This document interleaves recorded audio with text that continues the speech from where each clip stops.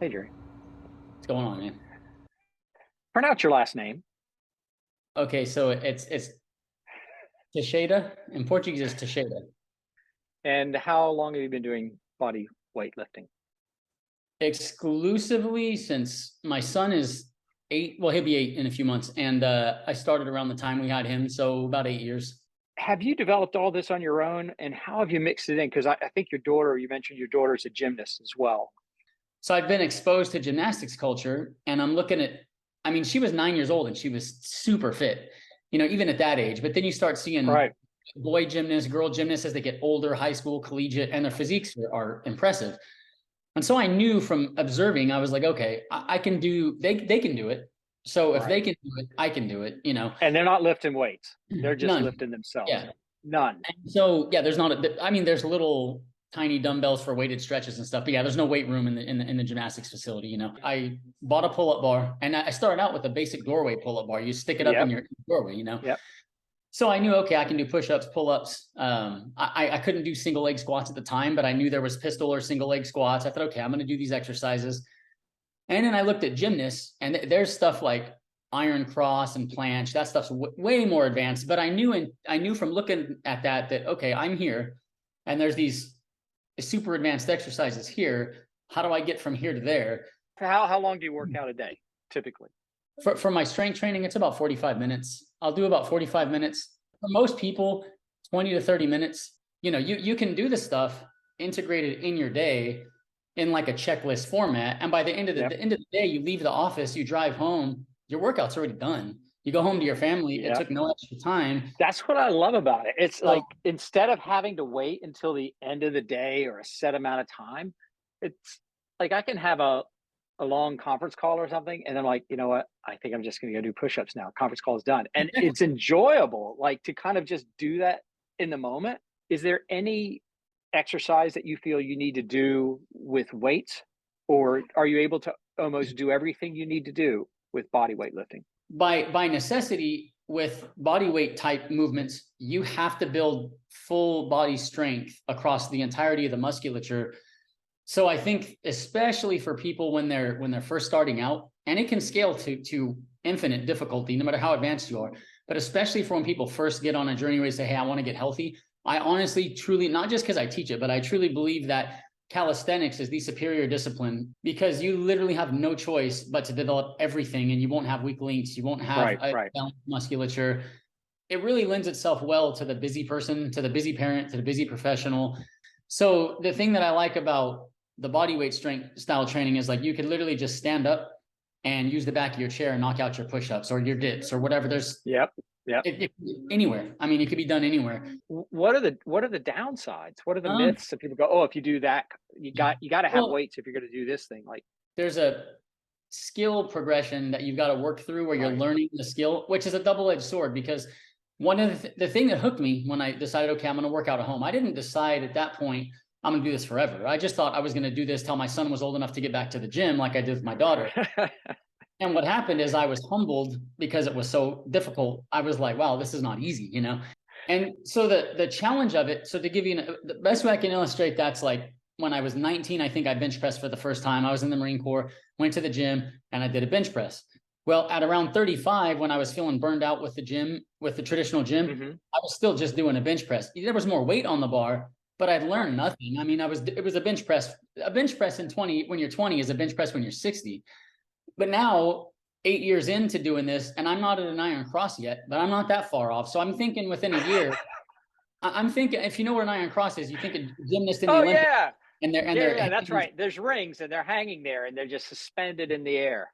right. So somebody else may say, dude, I can bench 405, and I'll be like, nobody cares. Dude, watch this iron cross, and people are going to lose their minds. You've got to learn the skill and practice the skill, and it takes time. All the Sure. while you're getting stronger, but it takes time. So, like with a pistol squat, you're going to have to put in probably if somebody's diligent about, I really want to learn a pistol, maybe a year, maybe a little less, maybe a Okay. little, Every but day. yeah, you're That's going to have okay. to work. You're going to have to work at it. But so what we could do if somebody says, hey man, I don't care about a pistol. I really don't care. I just want to get results. You could do your body weight squats grab Right. a dumbbell and do goblet squats with a dumbbell here, you're Okay. going to get that stimulus without having to learn the skill. So Right. that's why I think having some weight available to you can be a boon if you don't want to have to invest the time to learn the skill. But at the end of the day, the way I look at it is in a year or in 2 years, I'm still going to be training. So why not learn cool stuff while I'm getting stronger, as opposed to doing the same monotonous thing forever as I'm getting stronger? If you're going to do a pistol squat the way you're doing it, you have to get the point where you're balancing yourself and able to lower yourself on one leg and up again without tipping, like you're not tipping over. That's Right. kind of a hard thing too, just to not tip over. Yeah, there's So this that's where stability. I enjoy it. Yeah.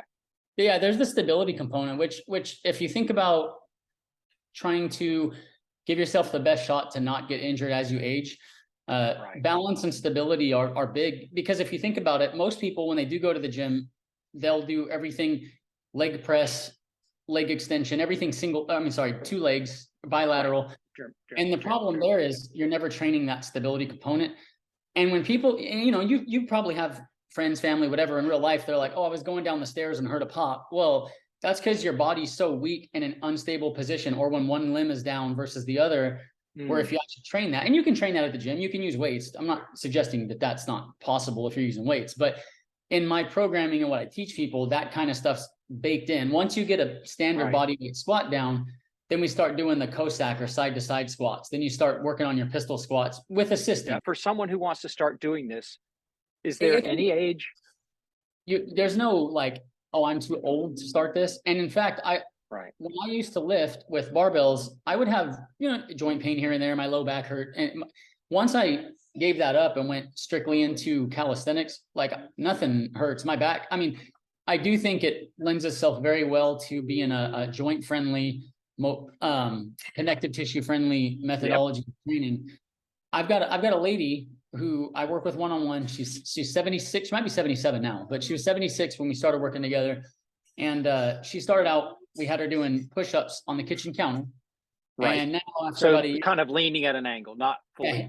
yeah, Okay. hands elevated to put more of the load on the lower body so that she's not pressing as much weight. Well, now Yep. she's doing 4 sets of 13 on the ground. Perfect form at 76 years old. That's great. I think there's a certain person that goes, you know what? I'm just not going to the gym, but I know I need to be stronger. I know I need to take care of myself. This works for me. So I think that's why. Yeah. Well, you have this mind. I've heard you say this a couple of times. It's important to go slow. When you age, you do lose your ability to generate explosive strength or power. But what you don't lose quickly, you don't lose maximal strength. You don't lose those things. So like you could be a 45-year-old man and you could whoop. I mean, you could outlift 25-year-old kids. Right. So strength training is great and a very friendly way to train as you age. When we're younger, the thing that does seem to hold true is we can recover more quickly. Most of us can recover more quickly when we're younger. But if you go hard on Monday when you're 50 and you're like, man, I left it all and I left it all on the floor when I did my workout. Awesome. So then Tuesday, relax, man. You know, go for a walk. People when they get injured or get in trouble from exercise, it's usually because they try to do too much too soon. Yep.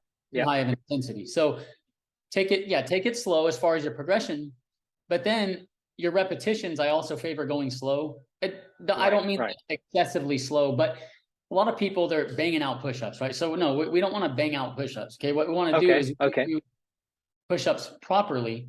And so maybe it's 1.5 to 2 seconds down, 1.5 to 2 seconds up. There's not like a magical cadence, but the thought process behind it is your connective tissue, your tendons, when you move slowly under load, they develop pliability, and they develop what? Pliability or malleability. Oh, okay. So Yeah. It's better for your connective tissues from an injury prevention standpoint to move more slowly when you strength train. I train in a way that I feel is maximizing my joint health and my connective tissue health, and then my strength. So that's what, so to your point, yeah, you want to progress intelligently as far as how fast you're moving along. And then you want to monitor your total exercise load. You don't want to do too much until your body has been conditioned to handle it. Right. The people that you're working with are people that have achieved a certain level of success in life, right? Professionally. And so you're obviously people who. Oh, we're slightly competitive. Yeah. I mean, competitive, but so yeah, competitive, but also like you want to make progress and achieve something. So I try to teach people, don't measure. Yes, your reps are important. So like from week 1 to week 4, you should have gone from, let's just say 4 of an exercise to being able to do 6. You should be making progress. But the way to me that your first goal should be perfecting form, and that's how you measure your progress more so than chasing numbers. It was about the numbers and all of that at first. And then when I came across your site, I thought, okay, I got to slow down.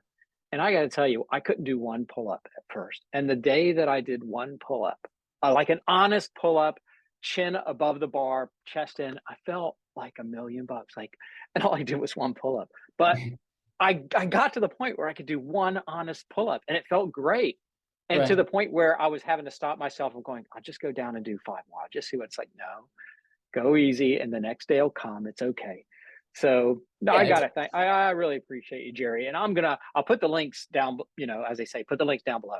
Yeah. Instagram, Twitter, YouTube, anywhere else. People can sign up for your newsletter. They can also they can buy private time with you, private coaching. What else is there?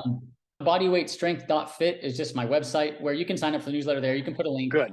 What, three, Follow four me. times a week I get an email? That's it. Yeah, And they're good pointers. Yeah. I guess all of this came together because I can't believe you're going to be coming to the retreat this fall. That's just so great.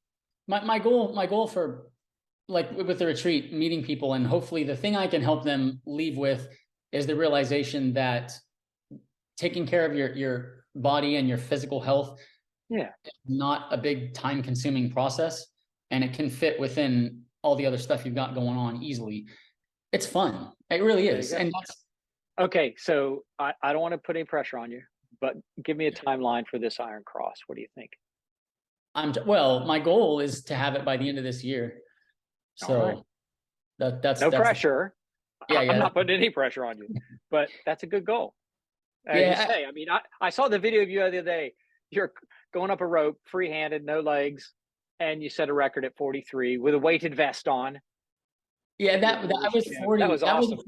I was 40 at the time. That was a few years ago. Okay, well there you go. Yeah, during the COVID lockdowns, we were having to drive out of our county to another county to take my daughter to gymnastics practice, and I can tell the story at the retreat. But that's great, Jerry. Thank you so much, man. Anytime, pick up the phone, call me. I love your newsletter, love your YouTube channel. It's great. It's so good.